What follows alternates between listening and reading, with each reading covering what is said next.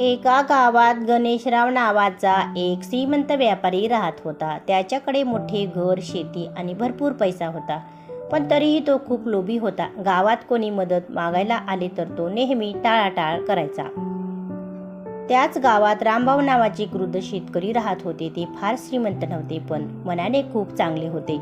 कोणी अडचणीत असेल तर ते मदतीला धावून जायचे. एकदा गावात मोठा दुष्काळ पडला. लोकांकडे खाण्याची कमतरता निर्माण झाली. रामभाऊंनी त्यांच्या घरात असलेले धान्य थोडके गावकऱ्यांना वाटायला सुरुवात केली. पण गणेशरावने आपले धान्य गोदामात बंद करून ठेवले आणि जास्त पैशांसाठी महाग विकू लागला. काही दिवसांनी जोरदार पाऊस आला आणि गणेशरावाच्या गोदामात पाणी शिरले. बरेच धान्य खराब झाले. दुसरीकडे रामभाऊंना गावकऱ्यांनी खूप मदत केली, कारण त्यांनी आधी सर्वांना मदत केली होती. हे पाहून गणेशरावला आपली चूक समजली. तो गावकऱ्यांसमोर गेला आणि म्हणाला, मी पैशाच्या लोभात माणुसकी विसरलो.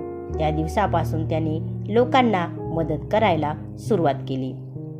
बोध: लोभ माणसाला खाली नेतो तर माणुसकी माणसाला मोठे बनवते.